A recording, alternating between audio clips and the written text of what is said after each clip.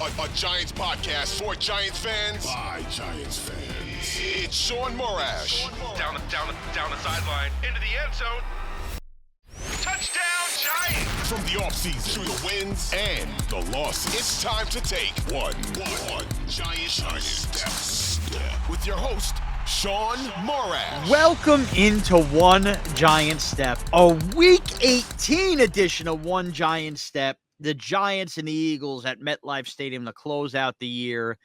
It is Shaun Morash here, free on the Audacy App, everywhere podcasts are available, and Bryce Gelman with me. Now, before we get into the ins and outs and previewing the game and what's ahead here for the Giants as they kind of are 3 hours away, so to speak, from an offseason, I just want to clap it up and thanks Bryce Gelman. For any of you who have stick through the podcast, maybe you jumped on the podcast this year, again, free on the Audacy app, everywhere podcasts are available.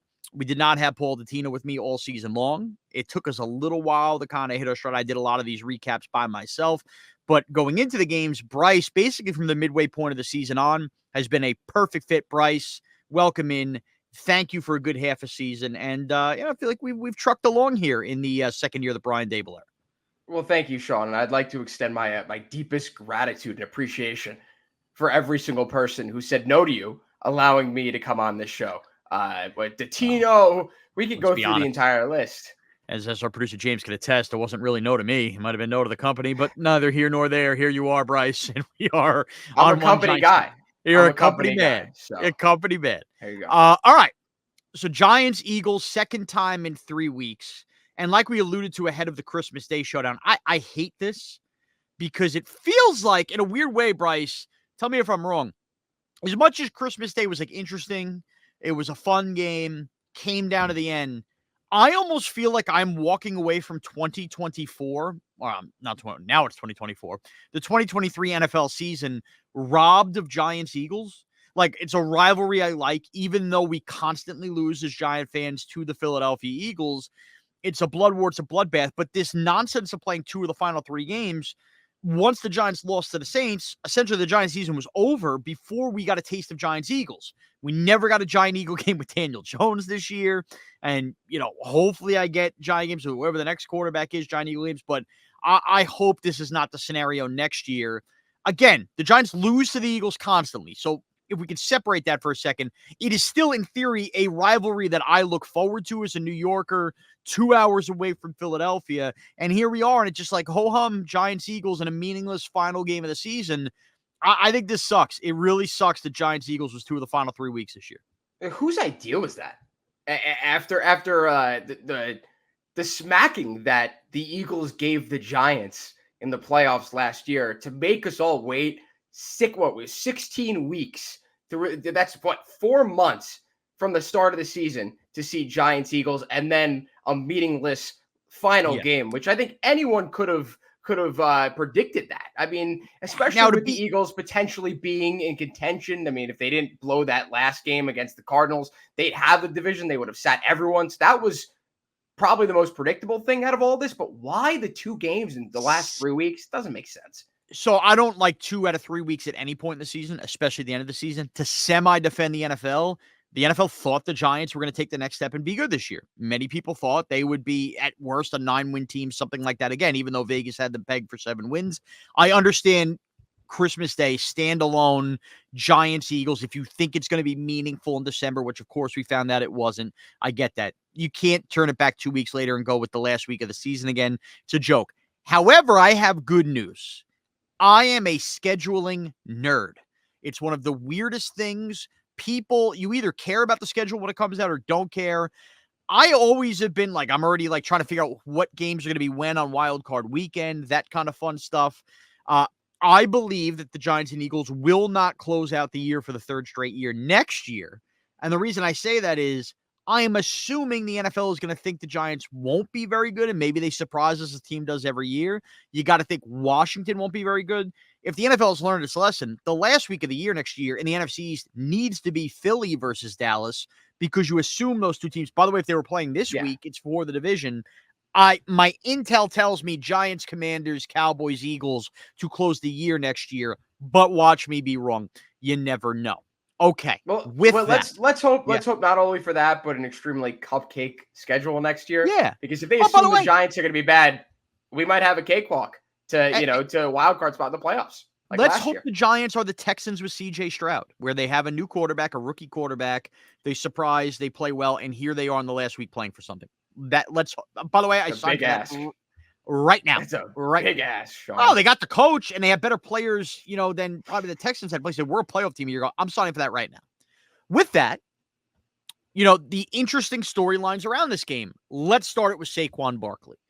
Saquon Barkley spoke this week multiple times to the media ahead of this game with the Eagles because we are in a scenario where Saquon Barkley could again be playing his final game as a Giant. Last year, you thought that in the playoffs, there was a chance, although that franchise tag kind of loomed, but it was a little different. People thought maybe they franchised Daniel Jones and Saquon seeks elsewhere.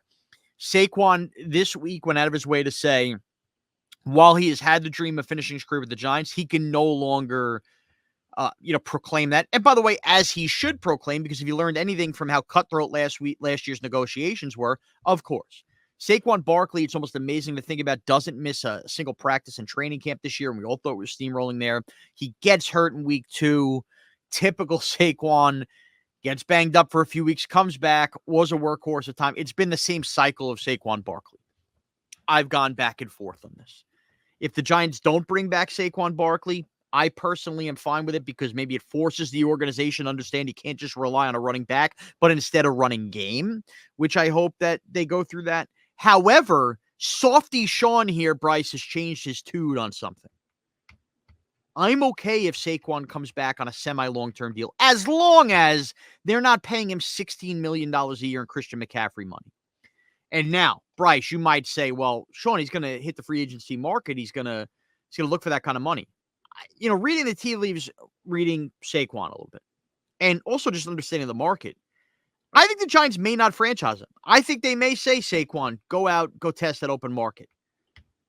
I don't think Saquon Barkley is going to get the amount of money per year and years more than the Giants were willing to offer. And the Giants, by the way, last year, those reports were 11 mil, 12 mil.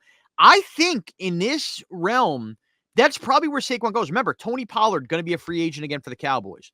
Josh Jacobs going to be, and I know those guys technically not as good, but you get the drift. We've seen rookies, Kyron Williams get drafted, just more logs on the fire in that anti-paying running back thing. I kind of think that when the dust settles, Saquon, this will not be the last game for Saquon Barkley as a New York Giant. I think the Giants will come to some kind of 3-year deal that's really like a 2-year deal where they pay him double digits and millions. But I also think it might be the smart thing, Bryce, because you and I, we cannot disagree on this seemingly, even if we wanted to. We are both in lockstep that we think the Giants will and should find their way to a franchise quarterback in the first round. Well, guess what the best way to help support a franchise quarterback outside of offensive line help is? Probably the veteran running back Saquon Barkley, much like my colleague Tiki Barber in those first couple of years of Eli Manning, before Eli finally had his wings and soared after Tiki retired. Your thoughts, Bryce? So I was going to echo your sentiments until you got to the part where this wishful thinking that the Giants are going to re-sign Saquon. I do think that they're going to let him walk to try to find a better offer out there. He's not going to be able to find one. So I think we're in lockstep with that.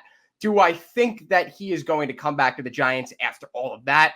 It remains to be seen. I'd say like 40-60, to the point where it could happen. It very likely could happen, considering his injury history, considering his age, that another team doesn't come out and offer him the money that the Giants will offer him, but is he going to want to come back? Before you finish your point, I think that just to, kind of narrow this line down on where we are on this, let's admit that, well, I shouldn't tell you what to admit. Maybe you didn't feel this way. I'm sorry for saying this. I'm going to be very nice and lovey-dovey on the way out the door of the season. Let's just say this.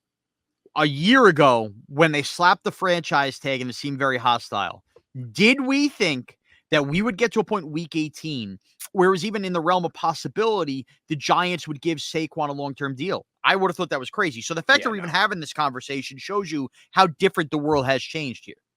I think they've just seen that they don't want to exhaust the assets required to, to get another serviceable running back at this point. They still think that they can milk maybe a few more years out of Saquon Barkley out. We assumed, and we spoke about the Seahawks pick that the Giants got for Leonard Williams, assuming that it would be, let's say like late second round. But now it's turning out to be the Giants are going to have 3 top 45 overall selections in this upcoming draft. Are they going to want to waste a second round pick, one of the 2 of them, on a running back? I doubt it. And Maybe. at that point, it could be enticing.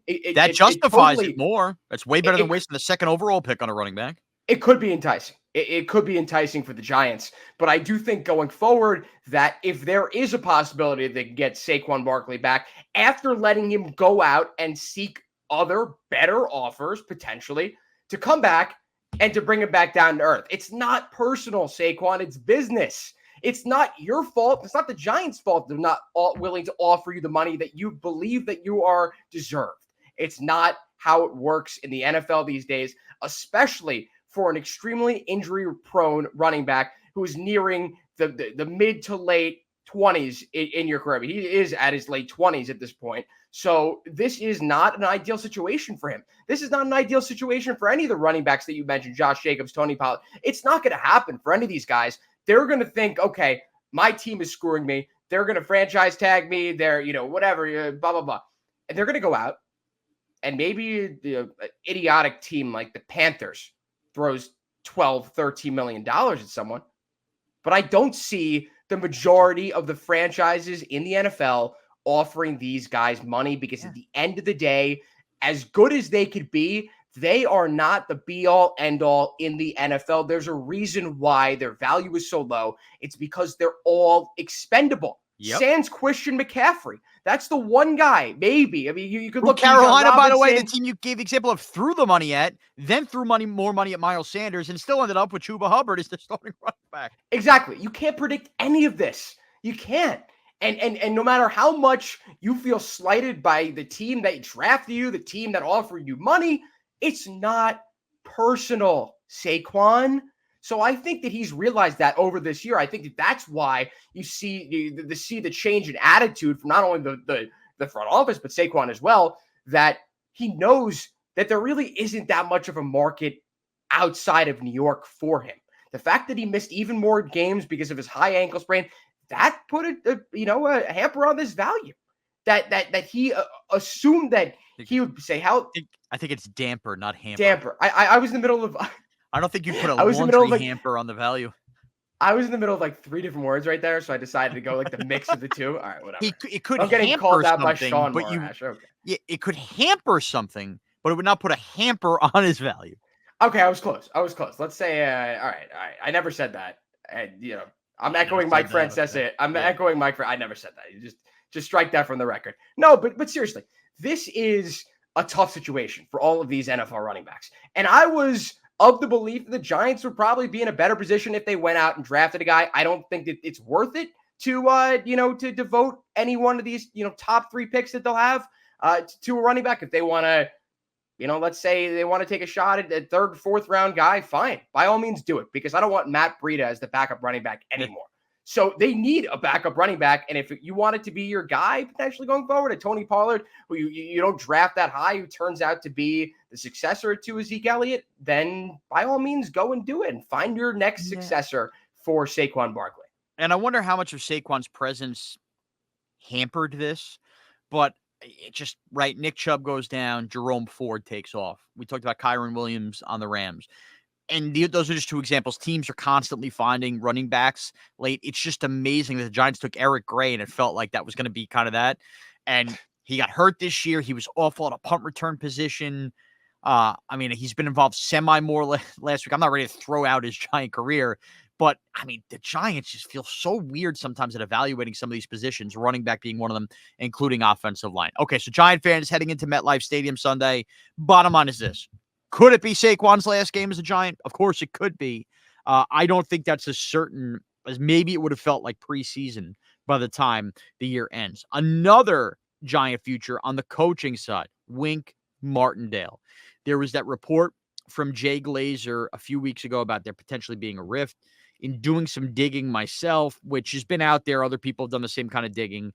There might have been some conflict centering around when Xavier McKinney kind of called out a certain play and the coaching staff, and maybe the handling of Xavier McKinney a little bit, and perhaps Wink Martindale to, further that extent, doesn't love the way Brian Daboll is a bit of a screamer, not to make anybody laugh, a bit of a yeller a little bit. Wink Martindale's more like laid back, cool, and the coaching styles could clash a little bit.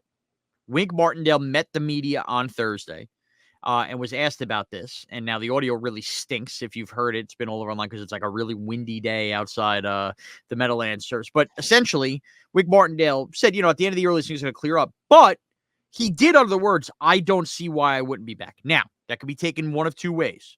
That could be taken as he knows he's going to be gone and therefore wants to put whoever's pushing him out the door, Brian Daboll, Joe Shane, John Mara, etc., make them look bad because he's playing innocent. Or, you know what? That report of a couple weeks ago, things have changed. The Giants played better since then. They had won those couple games with Tommy DeVito and company. The Giants hung in there with Philadelphia. And it does feel like from the time that Glazer report came out, that was right at the beginning of the DeVito stuff before he really took off, the aura, even though it's been more losses than wins, has kind of changed around the Giants, right? Exactly. The Giants don't feel like a locker room disaster. It doesn't feel like a coaching staff disaster. I got to be honest. I'm at the point, Bryce, where of course I could see Wink Martindale being gone, but now I really would be disappointed if those two as grown men, Daboll and Wink Martindale, couldn't figure this out.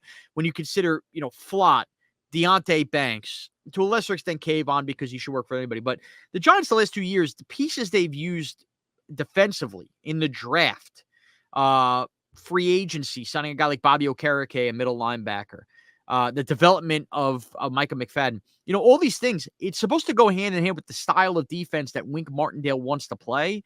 And it would just feel like weird if all of a sudden you're going to rip that up and fight and you can't come to agreement when you're building the team this way for a perfect fit at D coordinator. Yeah, you took the words right out of my mouth because I think everything has changed, obviously, since the Glazer report. We mentioned the Giants have actually been competitive, but I think more along the lines with the fact that just from what you see, that there isn't this negative, as you said, aura surrounding the team anymore. Like this team understands where they're at.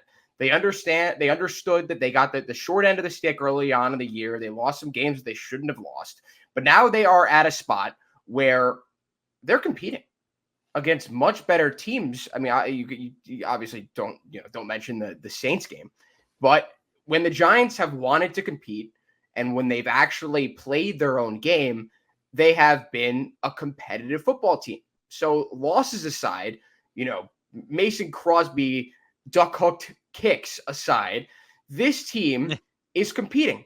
This team understands that they could be in a spot to again make the playoffs next year if they address some of these, if they plug some of these holes, that they could be in a much better spot. And I think that if Wink Martindale is not getting any head coaching offers, then I think at this point he's probably going to stay, Shaun. I don't know. I think the first point you brought up could obviously be true, that he could just be trying to, get out in front of the story and change the public's perception of what he's about to do. I don't think that that's very likely. And if it happens, I'll be the first one to admit that I was wrong. But I just don't get those vibes anymore. I think that Daboll and Wink have a good working relationship. I think they've proven to be successful in tandem. And I think that there isn't a reason why Wink is going to go and make a lateral move that isn't going to be in a better spot for this under a better head coach. Yeah, that I think consensusly now Daboll is a top 10 NFL head coach. I think when he actually tries to win, goes for 2, shows the balls that he has. I think the Giants, they've proven, and he's proven to be one of the top coaches in the league. Yeah. Who else is he going to go to that is a better head coach? But forget the who's he going to go to, because remember, it would be on Wink, but it wouldn't. Wink Martindale's under contract. He can't just leave for a lateral move unless the Giants are the ones saying, see you later, get out of here. So it would be more. It would be more the Daboll decision. Now they could come to a mutual decision, but Wink Martindale can't just ask for it and get if they want him to stay. All right, they would let him out at that point. I think they would, but that would also let him go. But that would speak to they want him gone. Yes. You know what I mean? Okay. Well, I mean, it would be more mutual, and I feel like they would give him, the sleight of hand. I feel like they'd be like, all right, you want to leave, go. Yeah, all right. I don't think it would definitely be on his own volition, I think. Well, let's talk about this other guy in that relationship. That's Brian Daboll. We as fans have had disagreements. Not me and you personally, but as a fan base. Are you all in on tanking? Are you all in on winning? And pre-Tommy DeVito's wins, I wanted them to essentially lose to the Patriots, probably lose to the Commanders. Oh, by the way, look up now at Week 18, who are the Giants competing with at the top of the draft board, those teams that they beat. Imagine had they lost those games. But whatever, probably culture-wise, I guess you could argue it was good the Giants got competitive. They're still in the mix for one of these quarterbacks, even if it's not the first overall pick, and they may very well decide to pull some kind of trade-up maneuver when the draft comes like the Bears did a year ago. All of that is on the table. I thought last week versus the Rams, while Brian Daboll would never admit this, and while they were clearly competitive versus the Rams, I think Brian Daboll threaded the needle a little bit. I think he threaded the needle a little bit on, were they really all in to win? Were they really all in to win? And I wonder what this week is going to look like. Brian Daboll, undoubtedly, as a head coach, and this is very hard to do, I understand that, had his team ready to play the Rams, and they will be revved up and ready to play the Eagles. I think that they're going to go, all out. I think the players will go all out, put stuff on film.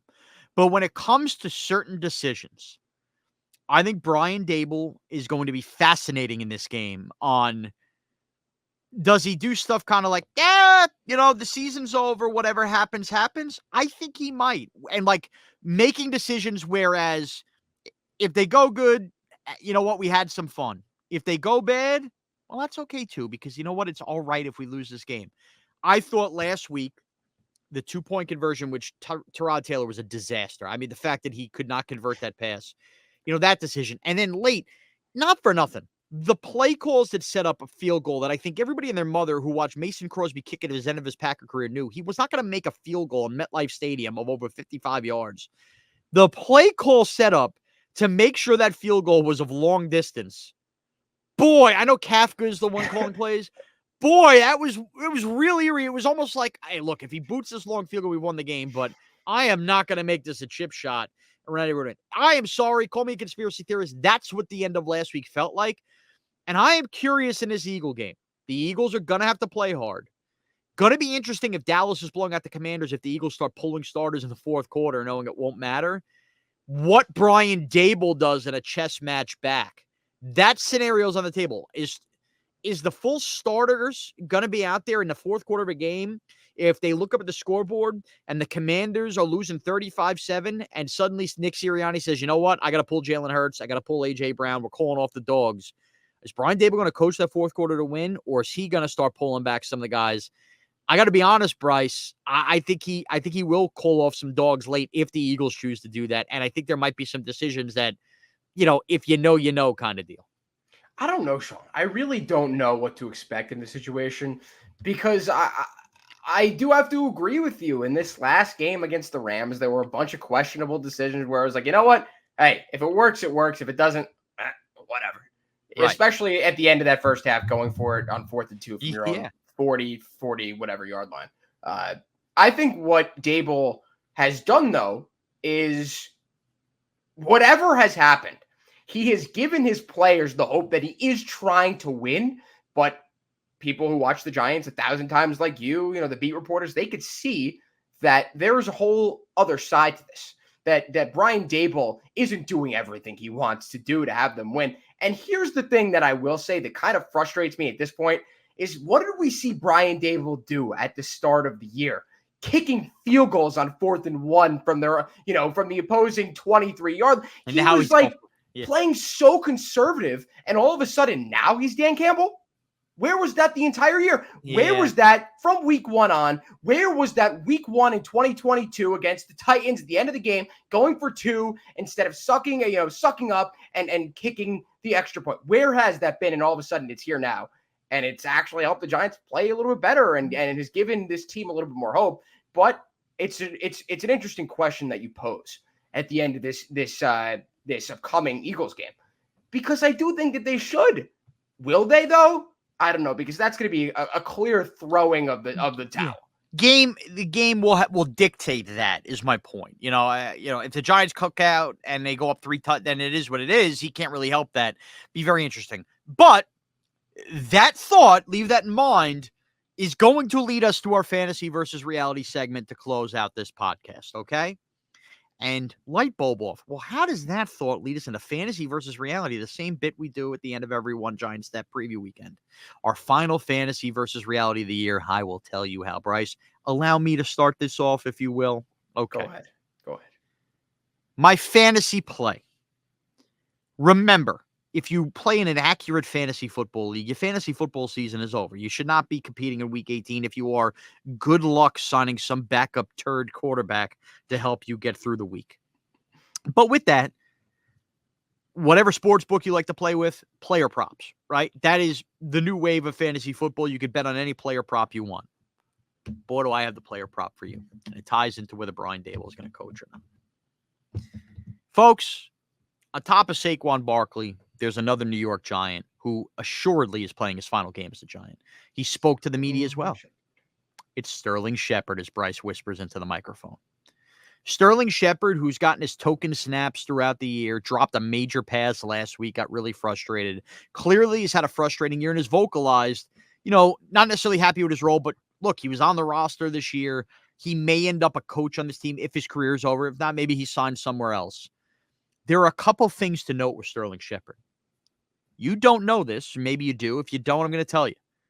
Sterling Shepard is 2 catches away from tying Jeremy Shockey for 5th all-time in the Giants receptions list. 3 receptions away from passing Jeremy Shockey 5th all-time in the receptions list. Everybody above him on that list, outside of Jeremy Shockey, in the top 4 on the receptions list, is in the Giants' Ring of Honor. Sterling Shepard, long time now, New York Giant, 8 years, has battled back from injury after injury, well-respected locker room guy, well-respected guy by ownership. That is a number, 3 receptions, that will become very important in that locker room, and I think from above. And in a game like this where, it doesn't really matter, even if it matters, do I think Sterling Shepard's going to play a few more snaps in this game? And do I think they might try to telegraph some throws to get Sterling Shepard to become 5th all-time in that list? I think Dabes is going to take care of him here. Sterling Shepard, I just checked a couple sports books. The reception number is not set yet. It will be likely at a half or 1.5 receptions because that's kind of where the average bet. It's a half. If they even offer it, that's the thing. They may not even offer it because or the alternate receptions. I'm sure there's a sports book where you could find the alternate receptions. On top of that, plus 1,000 because I've already betted at FanDuel. I'll give you the sports book away, FanDuel. Plus 1,000 to score a touchdown. $10 wins you $100, something like that, to score a touchdown. Beer and pizza money, as Nick Costos likes to say, who I was talking to before the show on this. That is going to be my fantasy play. Sterling Shepard's going to get in the mix. Remember, he scored that last touchdown versus Dallas when it didn't matter. Remember that with Tommy DeVito at the end? They threw a touchdown to him at the end. Last year in this spot, week 18, was when Kenny Golladay got his only touchdown as a Giant, as they worked him into plenty of snaps as well. I think in the red zone, some of those Isaiah Hodgins snaps we've seen, I think they're going to go to Sterling Shepard in this game. And I think they're going to treat Sterling Shepard like some kind of Giant legend, which he really isn't, even though I like Sterling Shepard. And he's going to get more looks. Now, he has to catch the ball. He has to do all that. Sterling Shepard is going to find his way to 3 receptions, or at least they're going to try to get him 3 receptions in this game. And it would not shock me if they got cute in the red zone and threw it to him. Now, how does that tie in? Well, if you're really playing to win, Sterling Shepard's snaps should probably be very limited in this game. But this is one of those avenues where I think they're going to work it in. So Sterling Shepard, my player prop fantasy play again, 3 receptions. He goes to 5th all time. Anytime touchdown right now is at plus 1,000. By the time the millions who listen to this podcast hear this, maybe that number will dip. Okay, reality of the game. The Giants are going to win this game. They're the only team seemingly that has lost to Philadelphia while they've been on this slide the last few weeks. And how did they lose to them? Well, bad refereeing, but bad mistakes, the penalties that killed them.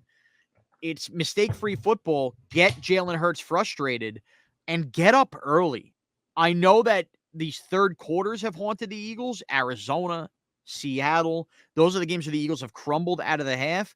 But, man, if you put a seed of doubt in the Eagles early in this game, if you're really looking to win, the way they've been feeling, that seems like a tumultuous locker room.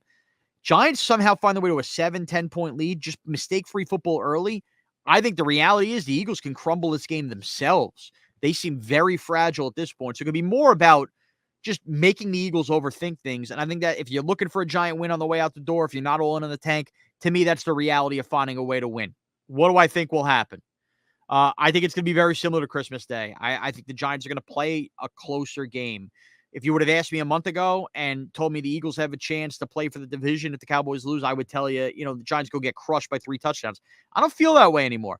I don't think the Giants are going to win the game. So I'm going to lay that out there. But I just don't trust the Eagles right now either. They will find their way. I actually think A.J. Brown scores a touchdown in this game. But the Giants will bring it all they can. I'm just going to take the Eagles 27-23 in this game. Close down to the fourth quarter. They will cover the spread. Ultimately, the Eagles win. Bryce, take it away. So I'm going to start off by saying, I get that it's week 18 and I understand that. Can we use other players on the other team? Sure. Okay, cool. Okay. Give me Philadelphia. I don't care. Okay. So I'm going to start this off. Anytime touchdown, Boston Scott. If didn't happen on Christmas. It didn't. And that's why it's even more likely to happen this time, because he's going to regress back to the mean with the Giants. If this game gets ugly, like I think it might get for either one of the teams, Boston Scott is going to be the lead back in this game.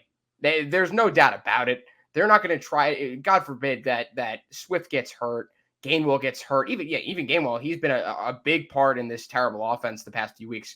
I don't even know. Rashad Penny, does he even suit up? He might. Yeah. So it's going to be between Penny or Boston Scott. I take Boston Scott anytime touchdown. I have no idea what it is right now. I don't know what's up with DraftKings because I just looked it up and they don't offer me anything on Sterling Shepard. They're very wishy-washy with the props to be fair, we're taping this on a Thursday night. Yeah, no, I get that. Books are trying to get their stuff in order on who's playing and who's not because it's a very dicey, I would call this a vulnerable week for the books as far as who's playing and who's not. Also a vulnerable week for the people who bet. Because you could bet on a guy and he doesn't play. Yeah, but if you put up a normal number on somebody, it would be a normal week, and you hammered under now, the book can get burned. Get burned. Oh, of course. But okay, so that's my Boston Scott, by the way, is only plus 320 right now on FanDuel. Okay, I'm not taking that. I take that back. What's Boston Scott 40 plus? How about Boston Scott 50 plus receiving and rushing yards? Don't have the yardage stuff yet. They probably won't give that out. If they do give that out, take Boston Scott 50 plus over 50 receiving and rushing yards combined.